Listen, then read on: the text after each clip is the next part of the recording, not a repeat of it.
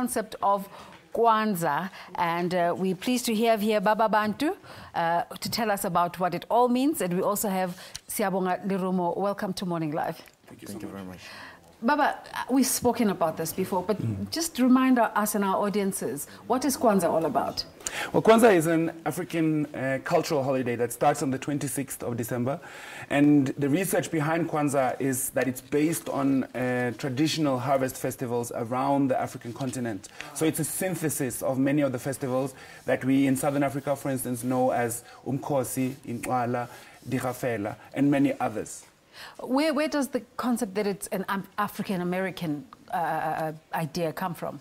Because there was a research team in the 60s that kind of brought back that festival. I think many viewers might also, when they think about how do my particular culture celebrate the harvest, some of us are losing these traditions and are forgetting them. So African-American researchers helped to bring it back. And I think a large proportion of the African-American and also the African Caribbean populations have taken that celebration to heart because Kwanzaa doesn't belong to one particular language group. It's a Pan-African holiday. That's why it's celebrated by the diaspora as well. That's right. Siyabonga, differentiate for us Christmas and Kwanzaa.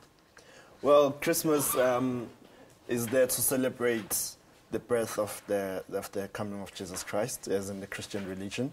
Kwanzaa is a festivity, meaning that it's a festivity celebrating the first fruits festivals, you know, that are found throughout the continent. Which is why we have these beautiful, this beautiful bowl of fruits and vegetables on the table, and that's how it's done. And Kwanzaa is based on 7 principles that run for 7 days. So it's a 7-day festivity celebrating, you know, the coming of the first fruits. You know, in African tradition and African culture, when the first rains come, we always give thanks that whatever we've planted, you know, throughout the year has now come to fruition. You know, we can and actually we've had a lot of rain this year, so this Kwanzaa must be really special. Exactly.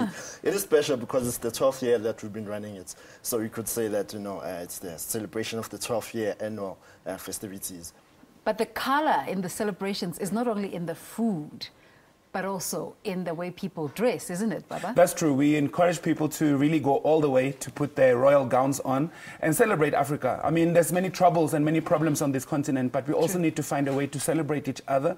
And I think what we see here, the presentation of fruits and vegetables, is also a representation of all the things that we have gained over the last year. And I must say that we are very proud to present this particular bowl as well, because this is from a decolonized farm. It's an African-owned farm, in Tojani farm in Rustenburg, where we're also going to close this year's ceremony. So it's beyond celebration. It also talks about the mind and how people should view life. Yes. But you're talking about the rest of Africa not celebrating. We were talking to Medicine Sans Frontiers earlier on about how we should mark Christmas Day, especially for those countries like Sudan, the Central African Republic, Egypt, the Democratic Republic of Congo, and other countries where conflict continues. How do you incorporate this into your preparations? Well, Kwanzaa is a Pan-African holiday, and in our celebration, we invite the Pan-African family. Even in the program of the opening ceremony, we have speakers from DRC, we have speakers from Ghana, we have speakers from different countries who reside in South Africa. So it is really, even in the audience, the Pan-African component is well represented. We have many different nationalities and language groups coming together. Siyabonga, what sort of program do you have this year? Well, I know it started a few days back already. No, it starts on the 26th, tomorrow. Okay. Yes. So on the 26th, which is the opening ceremony, we've got a children's program there. We've got a Nubian youth club, which is for the children from the ages of 14 to 18, you know. And then we've got the children's program where they're going to be taught storytelling. They're going to be taught other activities that are also in cooperation with the indigenous knowledge systems, you know, that we need to also reiterate within our young ones. So we've also got that. We've got the drum corps. We've got the speakers, as Baba Buntu here has mentioned, of who are going to be giving more about the topic and the theme for the day. What sort of topics? Well, the theme for the day is owning our land and knowing ourselves. And the topic is going to be, there's different topics that different speakers are going to be talking about, which are like how ancestral land plays a really important role in one knowing himself. Meaning that how does one form that connection with their homeland, you know, people from the rural areas who come now to the cities and find themselves that they lose that connection now due to the urbanization and things.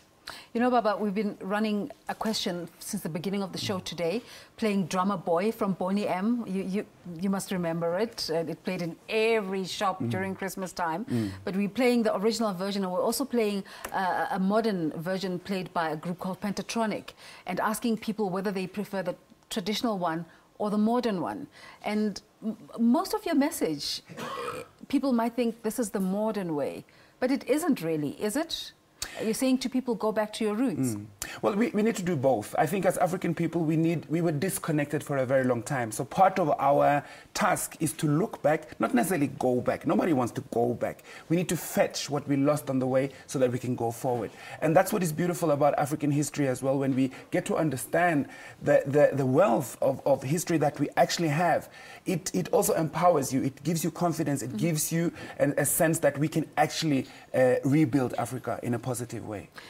Commercially, Christmas is huge. How does Kwanzaa compare? And are you getting a buy-in from South Africans into this way of thinking?